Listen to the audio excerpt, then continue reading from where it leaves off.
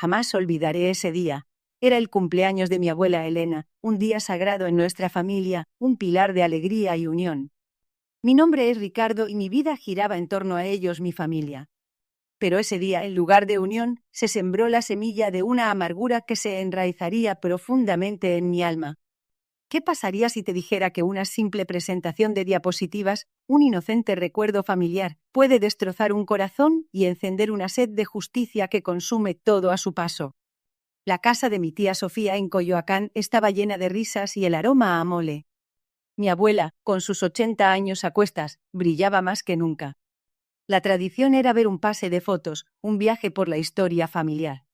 Mi primo, el que siempre presumía de su nueva cámara, proyectó las imágenes. Desde los bisabuelos en viejas fotos sepia hasta los nacimientos más recientes, cada rostro era un fragmento de nuestra historia. La abuela reía, mi tía lloraba de emoción. Y yo, Ricardo, buscaba mi propio reflejo en ese tapiz de memorias. Una foto, otra y otra. Pasaron los años, las décadas. Mi infancia, mi adolescencia, mi juventud. Escenas de todos, excepto yo. Un nudo se formó en mi estómago. ¿Cómo era posible? Había estado en cada uno de esos momentos. La posada de 1998, la graduación de mi hermana, el viaje a Guanajuato. Mis primos, mis tíos, hasta el perro de la vecina aparecían más que yo. La risa de mi abuela se sentía como un puñal. Mi tía Sofía, la organizadora de todo, evitaba mi mirada. El aire se volvió denso. Esa noche, mientras todos celebraban, yo sentí un frío que calaba hasta los huesos. No era solo que no estuviera en las fotos, era como si mi existencia misma hubiera sido borrada. La noche siguiente, la rabia me carcomía. ¿Un error? ¿Una casualidad? Imposible. 30 años de mi vida, borrados de la narrativa familiar. Mi mente no paraba de darle vueltas. Recordaba las miradas esquivas, los comentarios a media voz. ¿Qué ocultaban? ¿Por qué me habían excluido de esa manera tan cruel? La duda se transformó en una obsesión. Cada recuerdo, cada conversación con ellos se reinterpretaba bajo una nueva luz. Comencé a hurgar, a buscar pistas. Sentía que algo profundo y oscuro se escondía detrás de esa omisión. No era solo mi imagen lo que faltaba, era mi lugar en su historia. Una semana después, el descubrimiento fue una bofetada helada. Mi hermana, con lágrimas en los ojos, me confesó la verdad. Mi tía Sofía, envidiosa de la cercanía que siempre tuve con la abuela, había planeado todo. Había manipulado las fotos, borrado mi presencia de forma deliberada. No era un olvido, era una traición. La sangre me hirvió. La sensación de ser un extraño en mi propia familia, la familia que yo tanto amaba, era insoportable. Esa noche, Ricardo, el hombre que solo quería encajar, murió. Y en su lugar, nació alguien dispuesto a desenterrar cada secreto, a exponer cada mentira. Pero lo que descubrí después, la razón detrás de esa envidia, era mucho más retorcido de lo que pude imaginar. Una verdad enterrada por décadas, una herencia familiar, un engaño que se extendía mucho más allá de unas simples fotos. Una verdad que cambiaría para siempre la dinámica de nuestra familia. Una verdad que te juro, no te esperas. Mi nombre es Alejandro y aunque mi vida ahora parece normal, hay un abismo de resentimiento bajo la superficie, una herida abierta que se niega a cicatrizar. Vivo en un pequeño pueblo a las afueras de Guadalajara, un lugar donde todos se conocen y las vidas se entrelazan como el hilo de un telar viejo. Aquí, la familia lo es todo, un pilar inquebrantable, o al menos eso creía yo. Desde niño siempre me sentí el eslabón perdido en la cadena familiar. Mis hermanos, mis primos, todos parecían encajar perfectamente en ese rompecabezas de risas y abrazos. Yo, Alejandro el silencioso, el que observaba desde la periferia, siempre fui el diferente. No me importaba tanto en ese entonces, la verdad. Tenía mis libros, mis pensamientos, mis propios mundos. Pero la indiferencia, esa bruma constante que me rodeaba, empezó a calar hondo con el tiempo. Era como vivir en un cuadro donde mi figura siempre estaba borrosa, apenas un contorno. El punto de quiebre, el momento exacto en que la indiferencia se transformó en una punzada de dolor agudo, llegó con el cumpleaños número 50 de mi mamá, doña Elena. La familia entera se reunió, desde los tíos lejanos de Michoacán hasta los primos que ahora viven en la Ciudad de México. La casa de mi abuela estaba rebosante de gente, el aroma a mole y tequila llenaba el aire, y la música de mariachi resonaba en cada rincón. Era una fiesta digna de un festejo tan importante. Mi hermano mayor, Ricardo, siempre el líder de la manada, tuvo la brillante idea de hacer una presentación de diapositivas. Para revivir los recuerdos, para celebrar la vida de mamá, dijo con su voz grave y autoritaria. La idea fue aplaudida por todos. Sacaron el viejo proyector y una sábana blanca improvisada como pantalla. Las luces se apagaron y la expectación llenó la sala. Cada imagen que aparecía en la pantalla era un golpe. Fotos de mi mamá de niña, con sus padres en su boda, con mis hermanos. Ricardo y mi hermana Sofía, riendo en cada etapa de sus vidas, desde bebés hasta adultos. Viajes familiares a Puerto Vallarta, posadas navideñas, cumpleaños, bautizos. Ahí estaban todos, sonriendo, abrazándose, yendo. Y yo, Alejandro, ¿dónde estaba yo? Una imagen tras otra, y mi rostro simplemente no aparecía. No en la foto de la primera comunión de Sofía, donde yo sostenía su vela. No en la foto de la graduación de Ricardo, donde yo estaba en la primera fila. Era como si una mano invisible me hubiera borrado de la historia familiar. El nudo en mi garganta se hizo más grande con cada diapositiva. Podía sentir las miradas curiosas de algunos tíos, la incomodidad de mi prima Luisa. Pero nadie dijo nada. Nadie me miró a los ojos. La presentación duró casi 20 minutos. 20 minutos de mi existencia borrada. Cuando las luces volvieron a encenderse, la sala estalló en aplausos y felicitaciones. Mi mamá, con lágrimas en los ojos, abrazó a Ricardo y Sofía, agradeciéndoles por el hermoso detalle. Ni una sola vez su mirada se cruzó con la mía. Fue entonces cuando lo entendí. No fue un error, no fue un olvido. Fue una omisión deliberada. En ese momento, el resentimiento que había estado burbujeando en mi interior explotó. No era solo la presentación, era la culminación de años de sentirme invisible. La sonrisa forzada en mi rostro se sintió como una máscara pesada. Me levanté en silencio, mi corazón latiendo con una furia fría que nunca antes había sentido. Me excusé diciendo que me sentía mal y salí al patio trasero. El aire fresco de la noche no calmó la tormenta dentro de mí. Miré las estrellas, las mismas estrellas que había visto innumerables noches, pero esta vez parecían burlarse de mí. Una voz en mi cabeza, que había estado dormida por mucho tiempo, despertó. Me decía que esto no podía seguir así, que no podía permitir que mi propia familia me tratara como un fantasma. Esa noche, Alejandro dejó de ser el silencioso y el invisible. Esa noche nació una resolución, una prom. Esa silenciosa de que, si no me veían, si me borraban de sus vidas, entonces los obligaría a verme. Y la forma en que lo haría sería algo que jamás olvidarían. La semilla de la venganza había sido plantada, y su raíz ya comenzaba a extenderse en lo más profundo de mi ser. La rabia me carcomía, un fuego lento que amenazaba con consumirme por completo. Esa noche la casa de mi abuela, que siempre había sido un refugio, se convirtió en una prisión de recuerdos dolorosos. La música de mariachi, antes alegre, ahora sonaba a burla, cada nota un eco de mi insignificancia. Me escabullí de la fiesta sin que nadie lo notara, por supuesto.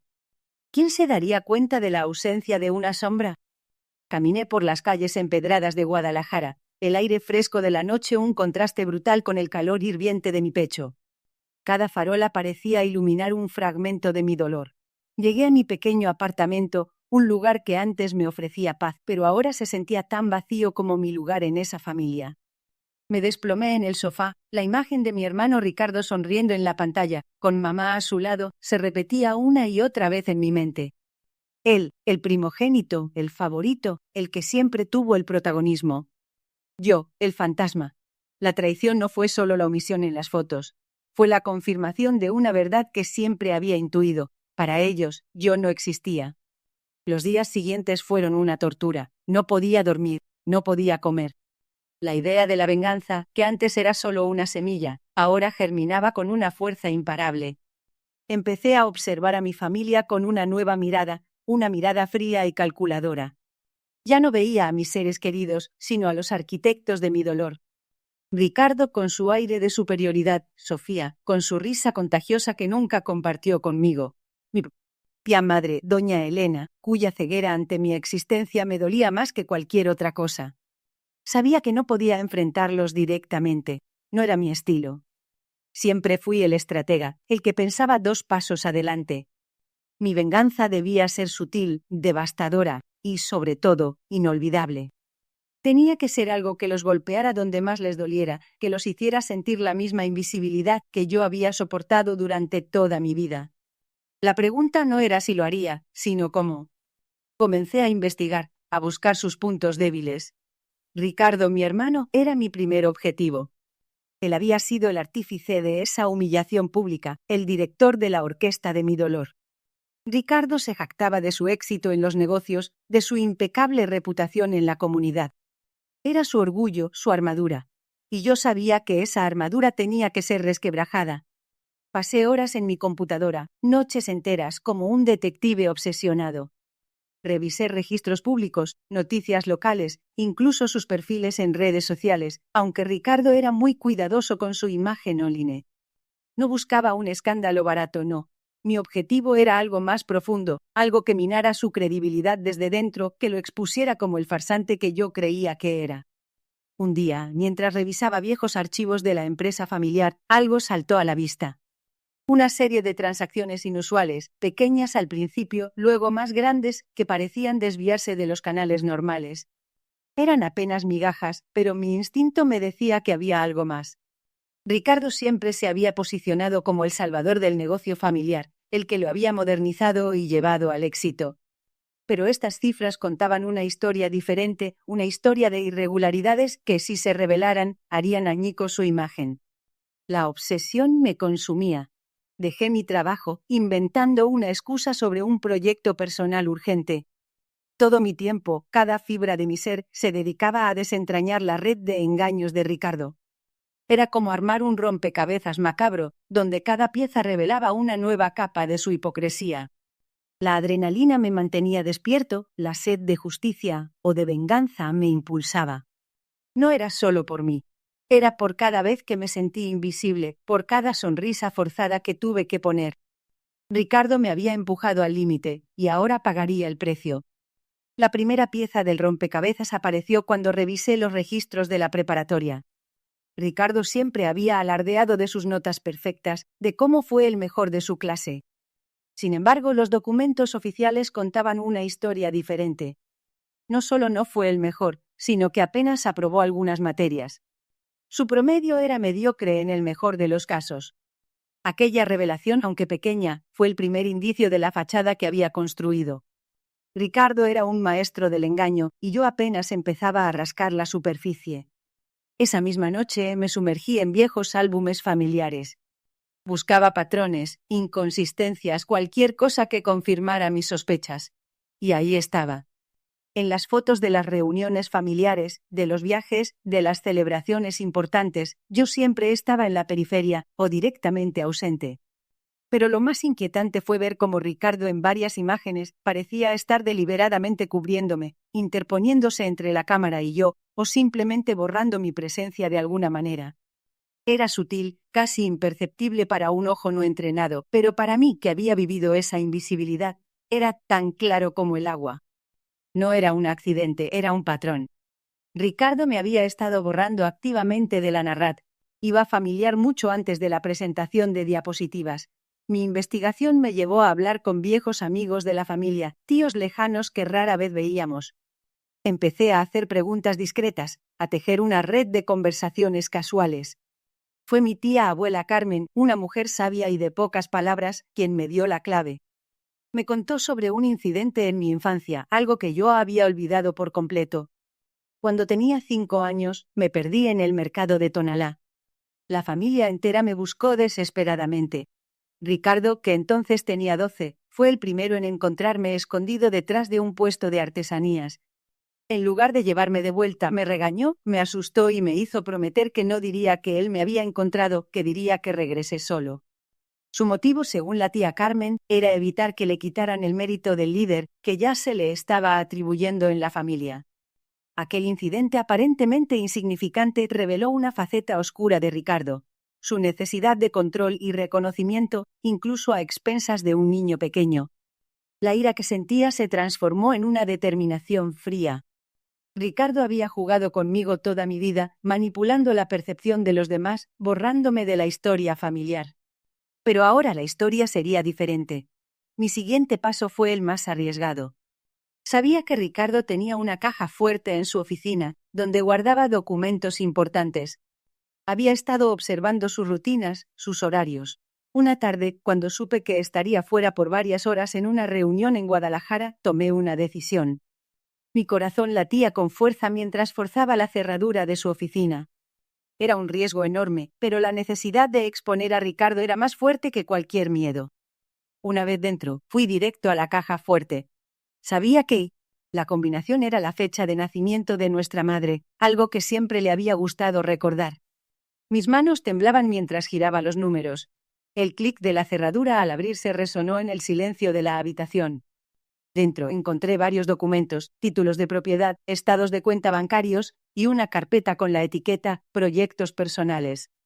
Al abrir esa carpeta mi respiración se detuvo. Eran documentos de una empresa de bienes raíces.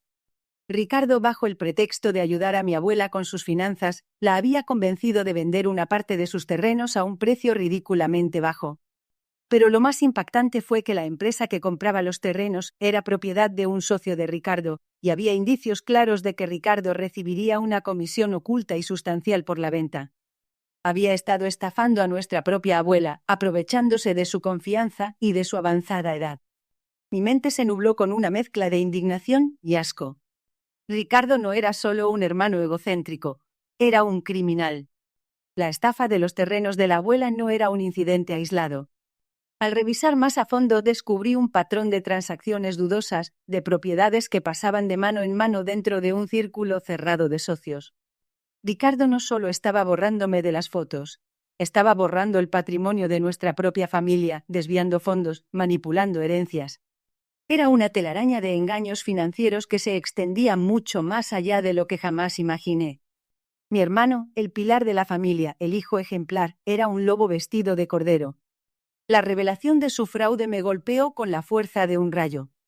Mi venganza ya no era solo por mi invisibilidad personal. Se había convertido en una cruzada por la justicia, por mi abuela, por la verdad. Ricardo había construido su imperio de mentiras sobre los cimientos de nuestra familia, y ahora yo lo derribaría. La adrenalina recorría mis venas, y una claridad helada se apoderó de mí. Ya no era solo un juego de niños. Esto era real, y las apuestas eran mucho más altas de lo que Ricardo podría imaginar. Él pensó que solo me había hecho sentir invisible, pero había despertado a un enemigo implacable. La semilla de la venganza había germinado, y ahora crecía con una fuerza imparable dentro de mí. Los días se convirtieron en semanas, y cada amanecer me encontraba más absorto en mi plan, tejiendo una red invisible alrededor de Ricardo. Había estudiado cada uno de sus movimientos, sus hábitos, sus debilidades, como un depredador acechando a su presa. Él, en su arrogancia, seguía viviendo su vida ajeno al huracán que se avecinaba. Se pavoneaba por el pueblo, saludando a todos con esa sonrisa falsa que yo conocía tan bien, la misma sonrisa que había usado al proyectar mi invisibilidad en la fiesta de mamá. Mi primera movida fue sutil, casi imperceptible. Ricardo, el gran empresario, el hombre de negocios exitoso, dependía en gran medida de sus contactos. Había construido su fortuna sobre una red de favores y acuerdos tácitos, especialmente con proveedores y distribuidores de Guadalajara. Empecé a enviar correos anónimos, pequeños rumores, preguntas inocentes a sus socios clave, sembrando dudas sobre su solvencia y su ética. No eran acusaciones directas, sino insinuaciones y hilos sueltos que, al ser tirados, desentrañarían una madeja de desconfianza. Utilicé direcciones de correo electrónico desechables y VPNs para enmascarar mi rastro, como me había enseñado un amigo hacker que conocí en mis días de universidad. Ricardo siempre fue descuidado con la seguridad digital, confiando en que su reputación lo protegería. Qué equivocado estaba. Los primeros efectos fueron mínimos. Un par de proveedores tardaron más en responder, un distribuidor pidió un pago por adelantado más grande de lo usual. Ricardo lo atribuyó a la situación económica o a problemas burocráticos. Él no veía los hilos invisibles que yo estaba tejiendo, pero yo sí. Cada pequeña grieta en su fachada me llenaba de una satisfacción fría y calculada. La adrenalina no disminuía. Al contrario, se intensificaba con cada paso. Luego pasé a la ofensiva con sus clientes más grandes. Ricardo se jactaba de tener a los mejores restaurantes de alta cocina de la ciudad como clientes. Sabía que su reputación era su activo más valioso. Creé perfiles falsos en redes sociales, haciéndome pasar por clientes insatisfechos. Publicaba reseñas negativas, no solo sobre la calidad de sus productos, sino sobre el servicio, la higiene y, lo más importante, insinuando tratos poco transparentes. Subía fotos de mala calidad, supuestamente de sus productos defectuosos. La gente confía más en lo que ve en Internet que en lo que escucha de boca en boca. La viralidad era mi aliada. Al principio, Ricardo intentó ignorarlo, luego lo desestimó como ataques de la competencia. Pero las llamadas empezaron a aumentar. Clientes importantes, esos que antes lo idolatraban, ahora le pedían explicaciones. Las ventas empezaron a resentirse. Su sonrisa habitual se tensó y sus ojos, antes llenos de esa autocomplacencia, ahora mostraban un atisbo de preocupación. Lo vi una tarde en el mercado, su rostro pálido, hablando por teléfono con voz alterada, algo que nunca había presenciado.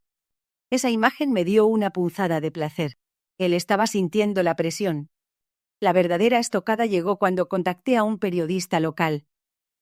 Le conté toda la historia, por supuesto. Le di una point, un hilo muy fino sobre supuestas irregularidades fiscales en el negocio de Ricardo.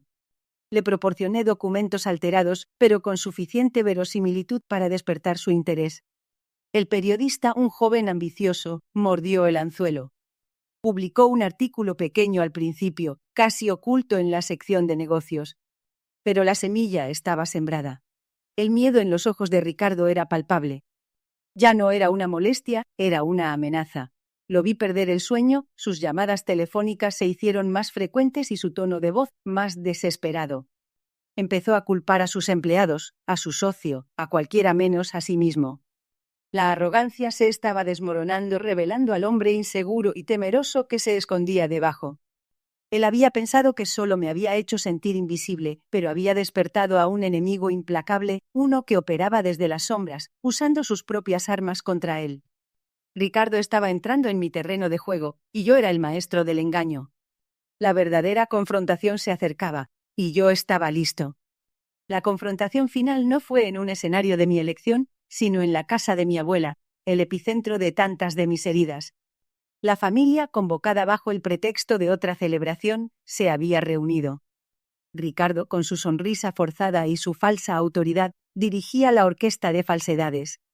Yo, sin embargo, había llegado con una orquesta propia afinada en las notas de la verdad y la venganza. Llevaba conmigo el proyector que había comprado, el mismo modelo que él había usado, pero con un contenido muy diferente. La noche avanzaba, los tequilas fluían y las risas vacías llenaban el aire. Ricardo, en su arrogancia, anunció que tenía una sorpresa, un regalo especial para todos. Mi corazón latió con una mezcla de anticipación y furia. Él iba a proyectar más fotos, estoy seguro, más imágenes donde yo era el fantasma. Pero yo tenía mi propio espectáculo preparado. Cuando las luces se atenuaron, el silencio se apoderó de la sala. Ricardo se movió hacia el proyector, su figura recortada contra la pared. Pero antes de que pudiera encenderlo, yo me adelanté. Mi voz, calmada pero firme, cortó el murmullo. «Permítame a mí esta vez», dije, sosteniendo mi proyector. «Tengo algo que mostrarles, algo que Ricardo olvidó incluir en sus recuerdos». Un murmullo de sorpresa recorrió la sala. Ricardo me miró con una mezcla de confusión y desdén, pero antes de que pudiera reaccionar, encendí mi proyector. La primera imagen apareció en la pared. Una foto de la familia en la playa, todos sonriendo, excepto por un espacio vacío donde yo debería haber estado. La foto era idéntica a una que Ricardo había mostrado, pero la mía revelaba la manipulación, el espacio en blanco. Luego una secuencia de imágenes apareció, una tras otra. Fotos de mi niñez, de momentos familiares, pero en cada una mi figura había sido borrada, difuminada o directamente cortada. Eran las mismas fotos que Ricardo había usado, pero con la capa de invisibilidad que él me había impuesto. No eran errores, eran eliminaciones deliberadas. Los murmullos se hicieron más fuertes, algunos jadeos se escucharon. Las caras de mis tíos y primos se contorsionaron en incredulidad. La siguiente serie de diapositivas fue aún más devastadora. Eran capturas de pantalla de correos electrónicos, mensajes de texto, conversaciones grabadas de Ricardo. En ellas se jactaba de cómo me había excluido de los eventos familiares, cómo había manipulado las fotos, cómo había convencido a otros de que yo era el raro al que no valía la pena incluir. Se burlaba de mi silencio, de mi supuesta insignificancia.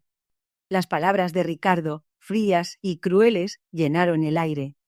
La cara de mi madre, doña Elena, se transformó. Primero una profunda confusión, luego una comprensión dolorosa y finalmente una furia silenciosa. Ricardo, por su parte, estaba pálido, sus ojos desorbitados, su mandíbula apretada. Intentó balbucear algo. No, esto es una mentira. Pero su voz se quebró. Entonces la imagen final apareció. Era una foto de mi padre, de pie junto a mí, en un evento escolar. Mi padre, que había muerto cuando yo era un niño y cuya memoria Ricardo había intentado borrar de mi vida. Esta foto era real, sin manipular, una prueba irrefutable de mi existencia, de mi conexión con la familia, de mi derecho a estar allí. Al lado puse una captura de pantalla de un mensaje de Ricardo a Sofía, donde le decía que eliminara todas las fotos viejas donde aparecía Alejandro con papá, no sea que mamá se ponga nostálgica y lo extrañe. El silencio en la sala era ensordecedor. Nadie se atrevía a hablar. La verdad, cruda y dolorosa, había sido expuesta. Ricardo, el líder de la familia, el pilar de la unidad, se había revelado como el arquitecto de mi invisibilidad. La máscara de perfección se había desmoronado, dejando al descubierto la envidia y la crueldad que lo habitaban. La venganza no era un grito, era la verdad proyectada en una pantalla, una verdad que ya no podía ser ignorada. El aire se volvió denso con la tensión.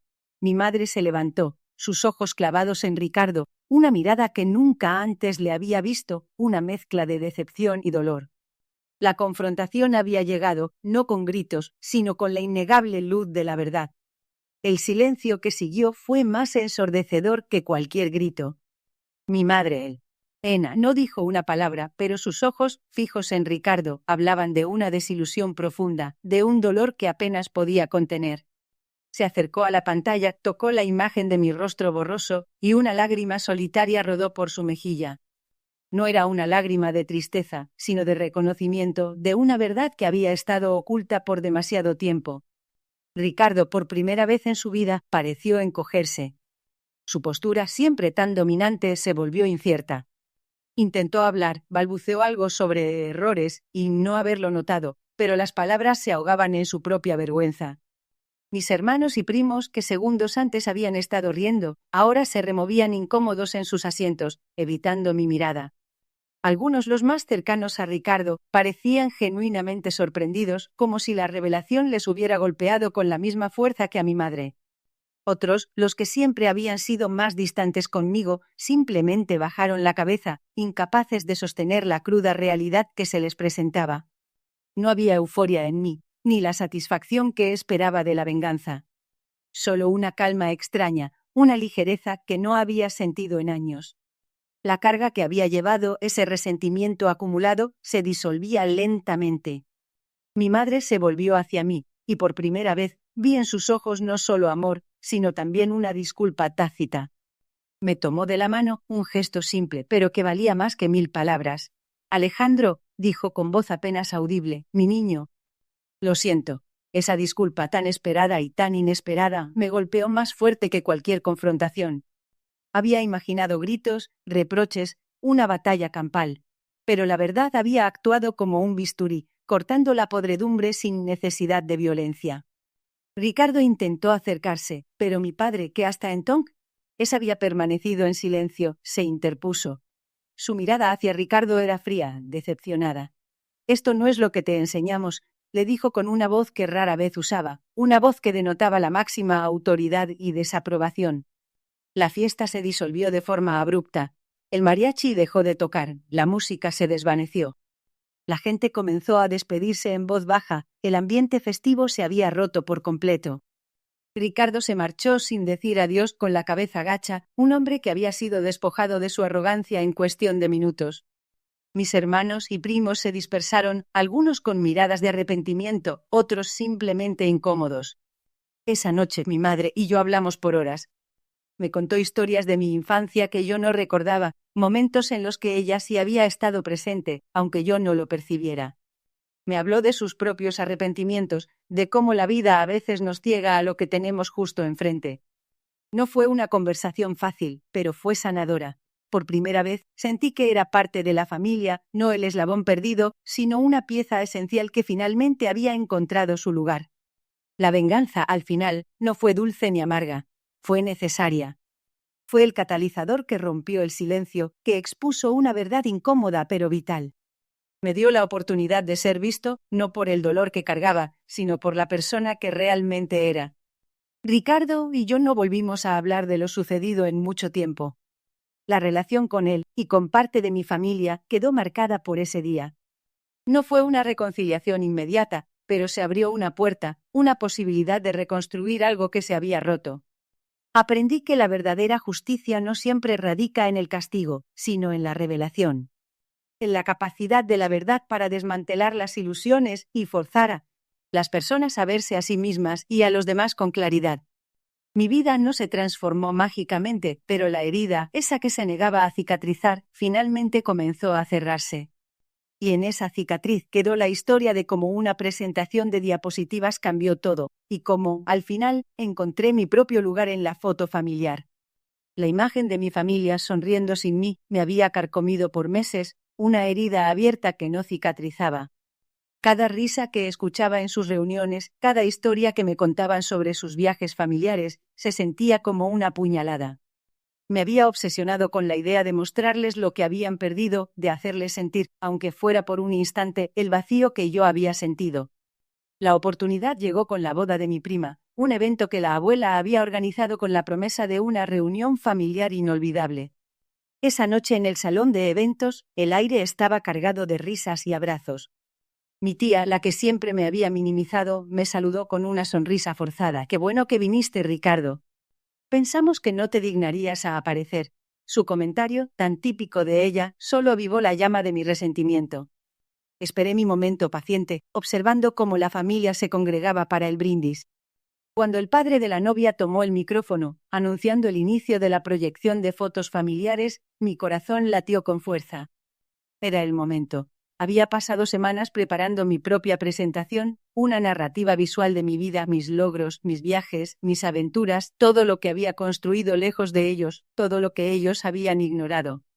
Mi vídeo no era una simple colección de imágenes, era una declaración. Mientras las primeras fotos de la infancia de mi prima desfilaban por la pantalla, me levanté y me dirigí discretamente hacia la cabina de proyección. Con un movimiento rápido, cambié el USB. La música de la boda se desvaneció, reemplazada por una melodía melancólica que había elegido cuidadosamente.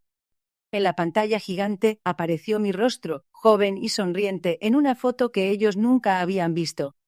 Luego una secuencia de imágenes. Yo escalando el Popocatépetl, yo inaugurando mi primer negocio, yo recibiendo un premio por mi trabajo comunitario, yo riendo con amigos que se habían convertido en mi verdadera familia. Un murmullo recorrió el salón. Las sonrisas en los rostros de mis tíos se desdibujaron. Mi abuela, con sus ojos llenos de sorpresa, se llevó una mano al pecho. La tía que me había despreciado se puso pálida. La música seguía sonando, una banda sonora para mi venganza silenciosa. No había gritos, no había confrontación directa, solo la cruda verdad proyectada para que todos la vieran. Era la historia de una vida plena, una vida que ellos habían creído insignificante sin su aprobación. Cuando mi presentación terminó, un silencio pesado se cernió sobre el lugar. La gente no sabía cómo reaccionar. Algunos me miraban con curiosidad, otros con incomodidad. Mi abuela, con lágrimas en los ojos, se acercó a mí. «Ricardo».